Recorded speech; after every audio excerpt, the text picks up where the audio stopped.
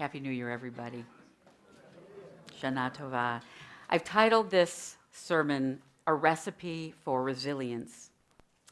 If you were to ask me about my earliest memory, I might say that it is me sitting at the upright Steinway piano in the living room of my house on St. James Drive, banging on the keys and looking up at the ceiling lamp that was directly over the piano, pointing to it and saying, "Yite," which in baby speak was probably light. But when I think about it, if I was so young that I couldn't even articulate the word light, it probably isn't a real memory of mine, but rather a tale told to me many times by my beloved mother, Zichrona Livracha, about my first words. And what's funny, though, is that I can see myself as a baby in a cornflower blue terry cloth onesie with only a few wisps of hair sticking out of my bald head, maybe a tooth jutting out of somewhere, being fascinated by light. As the afterthought child of a very busy household long before cell phones with cameras were even imaginable, there are almost no photos of me as a baby, and definitely not one in a blue onesie. So it's not like I even have a recorded image that I'm referring to. Memories are a portal to human resilience. Every memory we have of our past is a marriage of actual event and interpretive overlay imposed by the teller. Memories capture feelings and sensations, changes in self-awareness, for good and for bad, and are necessarily doctored in our minds in ways that allow us to hold them. How we process memories, including blocking them out if need be, is the foundation for resilience that is essential for personal and communal survival. An in-depth study on memory conducted by researchers at Columbia University about 20 years ago found that the way people recast and replay memories day by day deepens and reshapes their larger life story. And as that evolves, the larger story then colors their interpretation of individual scenes that happen in their everyday lives. The tailored origin story of my babyhood that I shared has certainly shaped my self-image as one always being drawn to music and to light. The birth, growing, and coming of age for the Israelite nation, which later became the Jewish people, as relayed in Torah, affirms the research findings. We were created and sustained through the telling of origin stories that are based in a composite of memorable events as told by the people who preserved them. And we as a people are nothing if not resilient. Against all odds and in the wake of countless tragedies, 15 million of us are still around more than 4,000 years after our humble beginnings, barely a speck on the map of humanity, and yet somehow still at the center of some of the world's most high-profile controversies. Almost every narrative in the Torah and the characters within feature resilience in some form. Now, circumstances change, but people are basically the same. We are meant to see our reflections in key biblical characters and learn from their capacity to cope. How does Sarah feel as a barren woman whose prayers for a child are finally answered, but not quite in the way she imagined? How does Isaac go on with his life after he's within a hair's breadth of being slaughtered by his own father? Anyone who understands PTSD will be deeply concerned for Isaac's mental health going forward, and some of us might understand his subsequent challenges as a father to Jacob and Esau as a byproduct of his own trauma. The colorful and sometimes painful tales of Israelite formation, struggle, and resilience are based on recorded historical memories that we read about throughout the Chumash. And we are supposed to say, if their lives can go on, so can mine. Human resilience is defined as the ability of a person to adjust or recover readily from illness, adversity, or major life challenges. Community resilience is the ability of a system or organization to respond to or recover readily from crisis, disruptive process, or the unimaginable. Resilience for both individuals and the Jewish community as a whole are needed now more than ever in my lifetime. Let me share a personal struggle that I'm having. I have been an environmental steward since childhood, long before there was even the phrase global warming or anything like that. So knowing what's going on now, you can imagine my concerns about the state of our planet in 2025. This is my driving issue. Until a few years ago, when I still had a measure of hope, every high holidays I gave at least one sermon dedicated to addressing the environmental crisis with the goal of lifting people out of apathy or unconscious collusion. In recent months, I have sadly had to join people I have worked with for years in this arena in a move to process our enormous grief over what lies ahead for our poor planet and everything trying to survive upon it. It has been painfully sobering to watch the decimation of the EPA and the regulatory protocols created to hold major polluters at least partially accountable for their reckless, self-serving policies. I am stunned. I'm grief-stricken. I'm resigned. I feel totally helpless, and I feel foolish. How could I have not anticipated the futility of my decades-long efforts to encourage the reduction of carbon emissions, landfill waste, and appeal to the better angels in gas and oil corporate hierarchies? All that I have worked for, talked about publicly, and the values I have tried to instill in my children right now seem for naught. But I know from historical memory that giving up is not the Jewish way. Hopelessness about our climate is but one of countless international emergencies that may be keeping anyone in this room awake at night. We are fighting crises in hate, health, safety, political violence, privacy infringement, human rights violations too many to count, unbridled corruption, and so much more. And it may feel to some of you, as it does to me, that the voices of reason are hiding in the shadows. So it occurred to me that we might all benefit from a few pointers on building resilience, and as always, I turn to the Torah for guidance. The story of Yetziat Mitzrayim is a series of dynamic memories that recount our painful and sometimes awesome exodus from Egypt and the 40-year journey to the Promised Land. It is the central story we tell about ourselves, and it is so important that we are mandated to act out the beginning of it every year on Passover.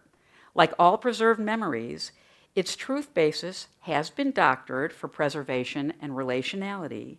We cannot prove actual numbers of people or how it was that the Israelites were spared from the deadly plagues. But historical annals definitely acknowledge the presence of early monotheists in the region around the time of the Exodus. Dara Horn's book, People Love Dead Jews, highlights how over and again throughout history, nations have done all they can to erase the presence of Jews who once lived and thrived in certain cities, states, and countries. The fact that there is little remaining evidence of a vibrant Israelite culture that may have lasted for hundreds of years, contributing to Egypt's powerful success in the region, does not mean that it did not happen and that there's not more truth to the foundational tale than meets the eye.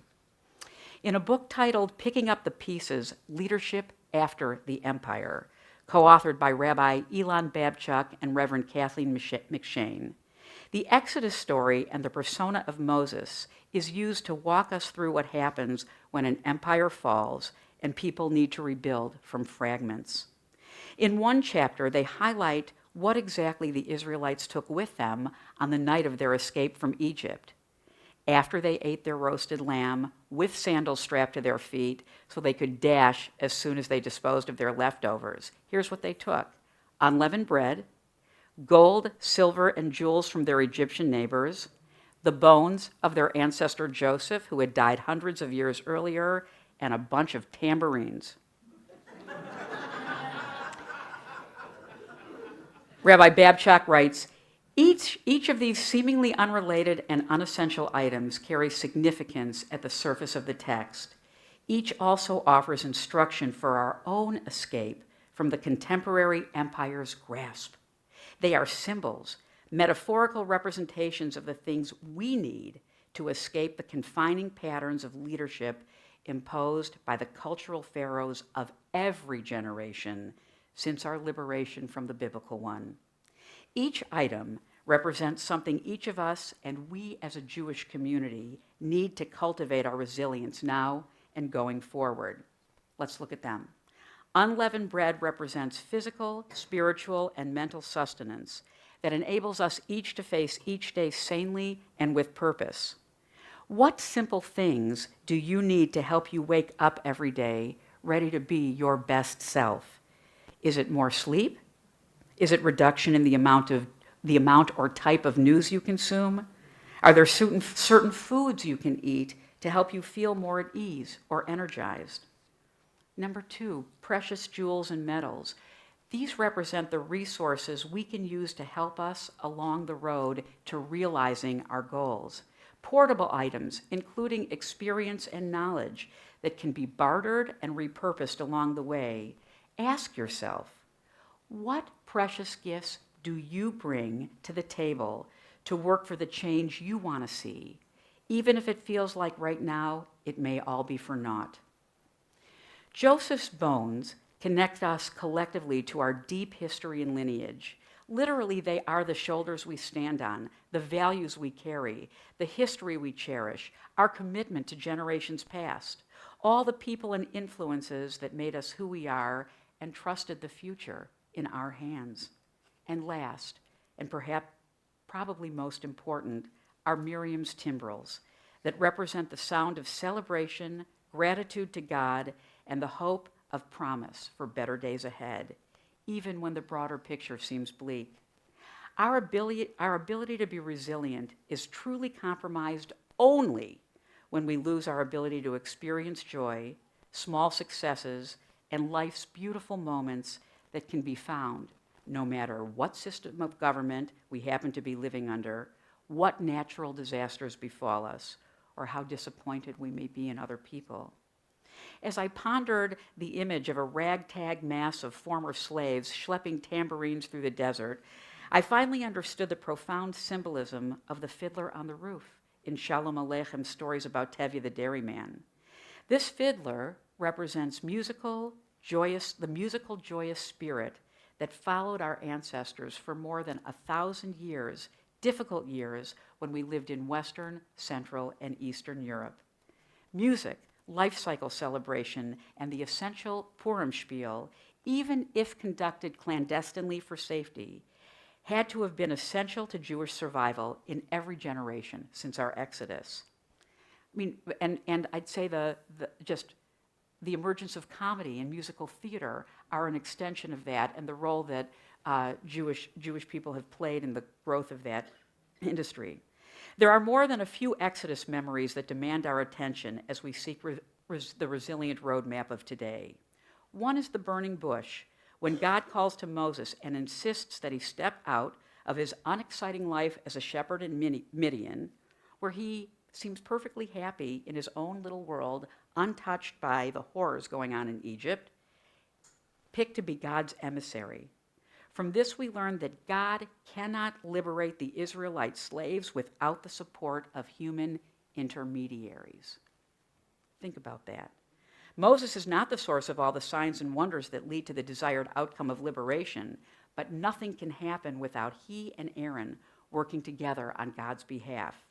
These guys hit a lot of walls until there was finally movement, but they persevered. So what does this all have to do with me, you might be wondering?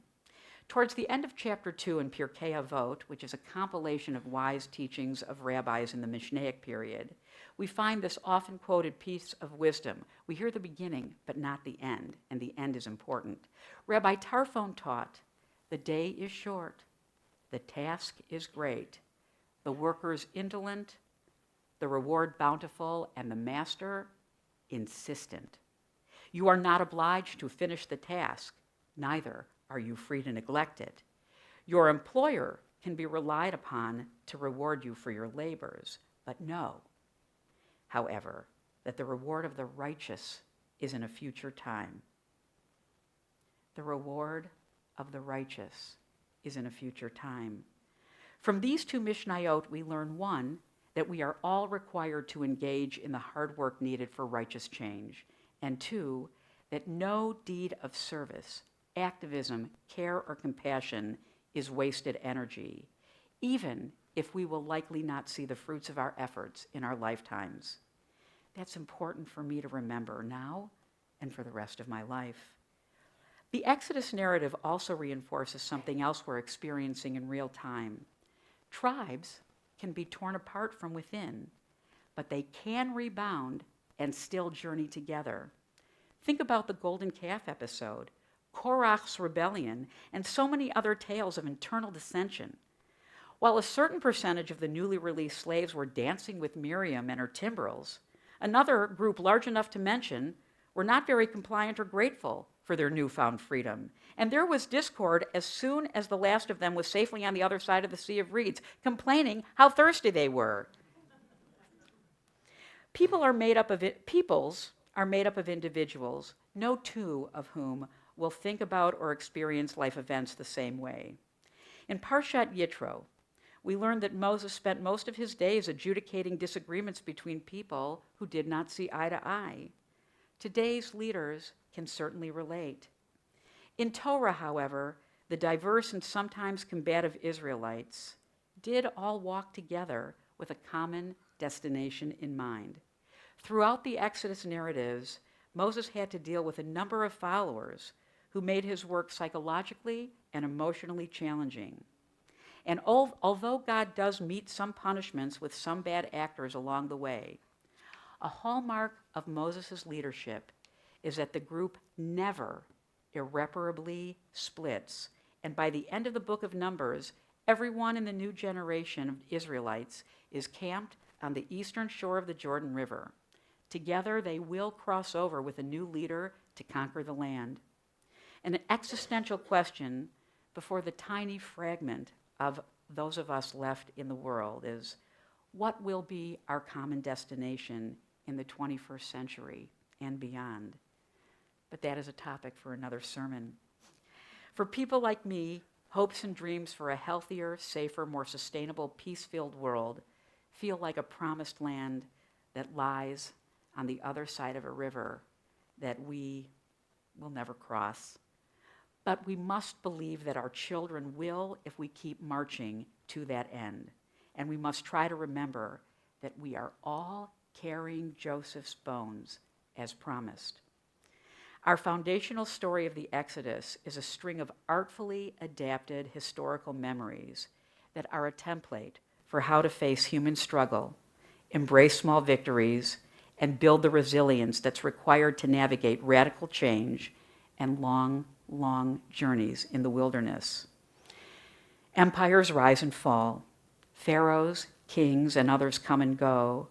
But throughout history, teeny groups of resilient Jews have always been able to rely on matzah, which I call self-care, jewels, which are personal resources, Joseph's bones, which are our commitment to history, and Miriam's tambourines are celebratory tools to help us impact the current circumstances wherever they were positively. It is in times of greatest darkness, times in which we need to expect the unexpected as never before, that each of us must be a source of light. Vision, inspire moral clarity, speak truth undoctored by prejudice, and champion justice for all living creatures and this sacred planet.